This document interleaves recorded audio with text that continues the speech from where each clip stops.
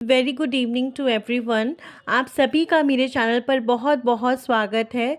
आज हम लोग पढ़ने वाले हैं आरएनए स्प्लाइसिंग के बारे में। बहुत ही इंटरेस्टिंग टॉपिक है और अगर आपको ये टॉपिक बहुत अच्छे से समझना है तो प्लीज़ लास्ट तक मेरा वीडियो आप लोग ज़रूर से ज़रूर देखें।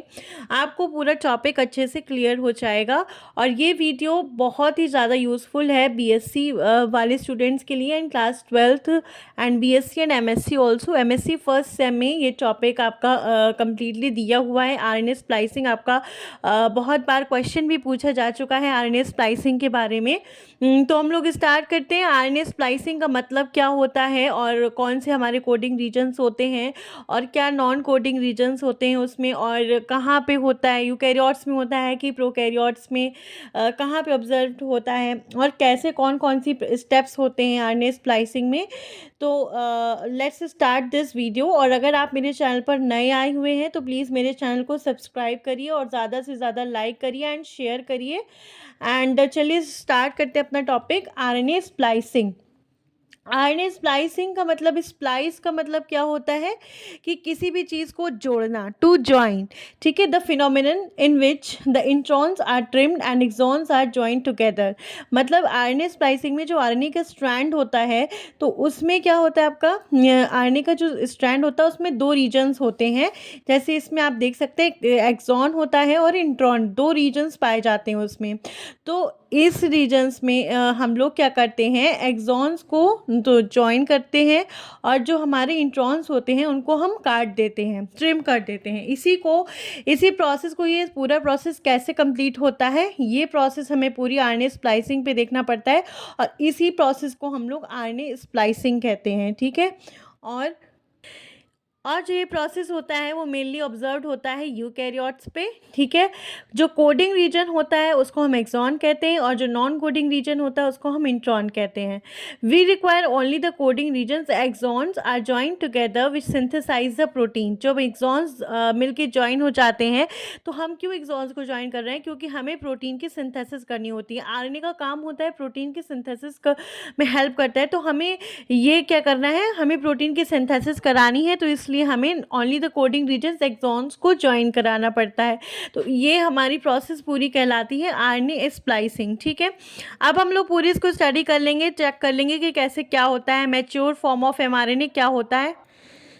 अगर हम देखते हैं तो ये हमारा डबल स्ट्रैंडेड डीएनए है जो कि ट्रांसक्राइब होकर के हमारा एक आरएनए का फॉर्मेशन करता है। इसमें पॉली ए टेल होती है आरएनए में और ये डबल स्ट्रैंडेड होता है, ये सिंगल स्ट्रैंडेड होता है। जैसे 5 डैश कैप यहाँ एक्सॉन हो गया, यहाँ पे बीच में जो ब्लैक कलर का आपको एक रीजन दिख रहा है ये आपका इंट्रॉन हो गया और इसमें पॉली ए कैप लगी हुई है। ठीक है, इसको हम कहते हैं हेट्रोजेनस आरएनए। ये वाला 5 dash cap and 3 dash and होते, 5 डैश और 3 डैश एंड आपका होता है इसमें।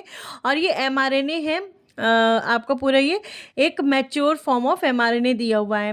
For the removal of introns and joining of exon we require some protein called splicing protein. तो जो ये प्रोसेस होती है, हमें इंट्रॉन को रिमूव करना है और एक्सॉन को ज्वाइन कराना है, इसके लिए हमें प्रोटीन की ज़रूरत पड़ती है जिसको हम कहते हैं स्प्लाइसिंग प्रोटीन। अब आप लोग उसमें प्रोसेस में आप ये डायग्राम आप शो कर सकते हैं, बना सकते हैं डायग्राम कि ये वाला जो ग्रीन एंड ब्लू रीजन्स से मैंने यहाँ पे शो किया है एंड पिंक कलर की मैंने स्प्लाइसिंग प्रोटीन्स बताई हुई है।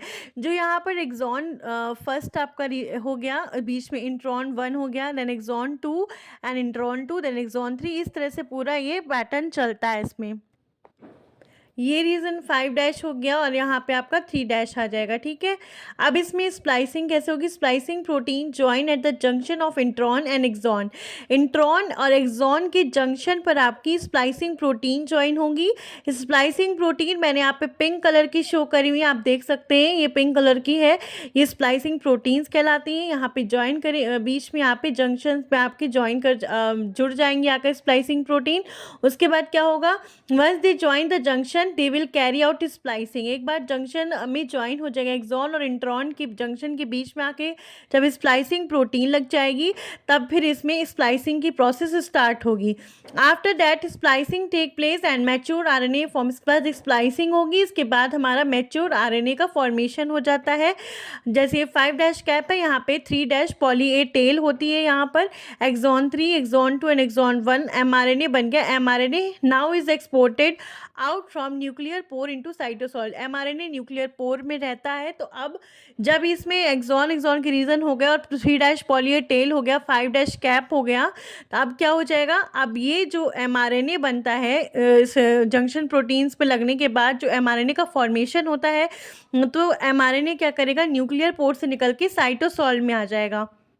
इस प्रोसेस के बाद आपका क्या रिमूव हो गया, इंट्रॉन्स का जो रीजन है वो आपका रिमूव हो गया, एक्सॉन का रीजन प्रेजेंट है आपके। आपको इसमें कट करना है और फिर उसको ज्वाइन करना है। तो अब यहाँ पे एक आपका सीक्वेंस पाया जाता है जो कि कहलाता है यूरे। यूरे एजी यहाँ पे रहता है, यहाँ पे जीओ रहता है, बीच में यूरे आपका इसमें यहाँ पे सेगमेंट पे एक सीक्वेंस होता है। ये आपका पी यहाँ पे फॉस्फोरस अटैच रहते हैं। एक्सॉन 1 हो गया, ये आपका एक्सॉन 2 हो गया, बीच में ये आपका ब्रांच पॉइंट सीक्वेंस प्रेजेंट होता है। इसको हम कहते हैं पिरिमिडीन ट्रैक्ट। यहाँ पे आपके हैं दोनों, और ये हमारा 5' स्प्लाइस साइट है और ये हमारी 3' स्प्लाइस साइट है। तो this in general structure of exon and intron which have 2 binding site, 5' splice site and 3' splice site. 2 splice sites इसमें प्रेजेंट है। Next in intron sequences start. ये जो इंट्रॉन्स आपका है इसमें क्या होता है, 2 एक्सॉन है और एक ये इंट्रॉन है, इसमें एक ब्रांच पॉइंट सीक्वेंस प्रेजेंट होता है, पिरिमिडीन ट्रैक्ट इसको हम कहते हैं। नेक्स्ट इसमें दो आपके क्या स्प्लाइस साइट्स प्रेजेंट होते हैं, 5' और 3'। Okay, intron sequence start with G U and end with A G. जो इंट्रॉन का सीक्वेंस है वो स्टार्ट हो रहा है जीयू से और एंड हो रहा है आपका एजी से। इंट्रॉन हैव सीक्वेंस यूरे। इंट्रॉन में कौन सा सीक्वेंस प्रेजेंट होता है, यूरे, which is called as a branch point sequence as it has a pyrimidine tract C U आपके यहाँ पे सी यू पिरिमिडीन ट्रैक्ट में प्रेजेंट रहता है। ये इसका वो होता है सी यू यहाँ पे प्रेजेंट रहते हैं। और नेक्स्ट आते हैं आपके यूरे हैज़ एडनीन। यूरे have adenine which plays very important role. यूरे जो ब्रांच पॉइंट सीक्वेंस है इसमें एडेनिन पाया जाता है, ये ए है आपका, एडेनिन पाया जाता है। तो एडेनिन का बहुत इंपॉर्टेंट रोल होता है यहाँ पे, क्योंकि उसके पास 2' ग्रुप प्रेजेंट रहता है। इसी से हमारा जो होता है कट लगता है, ठीक है, इसमें हमारा न्यूक्लियोफिलिक अटैक होगा आगे चल के। Now the removal of this intron occurs with the help of 2 transesterification reaction. अब इस इंट्रॉन का रिमूवल जो होगा वो आपका 2 ट्रांसस्टेरिफिकेशन रिएक्शन की वजह से होगा। पहला आपका फर्स्ट ट्रांसस्टेरिफिकेशन रिएक्शन कैसे होता है, ये 5' एंड हो गया, 3' एंड हो गया, बीच में आपका यूरे ब्रांच पॉइंट सीक्वेंस प्रेजेंट है। अब यहाँ पे 2 स्प्लाइस साइट्स होती हैं, 3' है, यहाँ पे 5' है। यहाँ पे क्या होगा कि इसमें एडनीन है, इसके एडनीन के पास 2' वेज ग्रुप प्रेजेंट होता है, तो ये न्यूक्लियोफिलिक अटैक करेगा 5 यहाँ पर।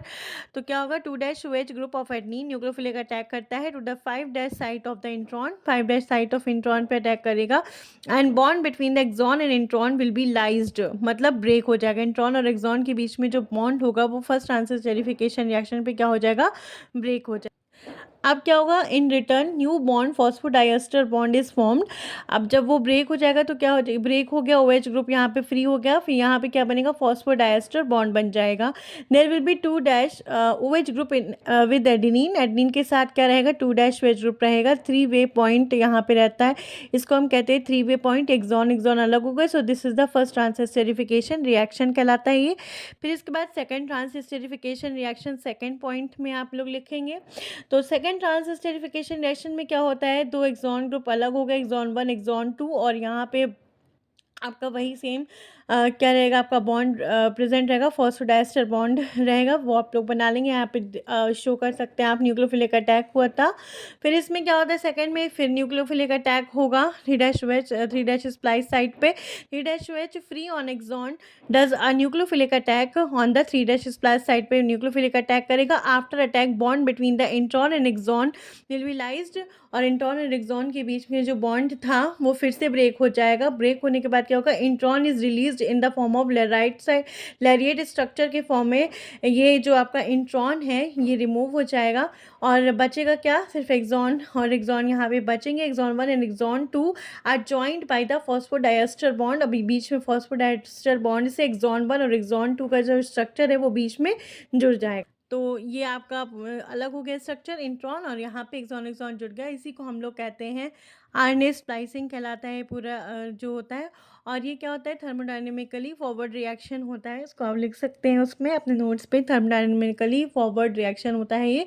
और इसी के साथ आरएनए स्प्लाइसिंग का शॉर्ट नोट आपका कंप्लीट होता है। आप ऐसे इसमें आप लोग शो कर सकते हैं, लिख सकते हैं पूरा अच्छे से आंसर बनाकर, और अच्छे अच्छे डायग्राम्स में आप उसको अच्छे से बना करके अच्छा आप आंसर फ्रेम कर सकते हैं।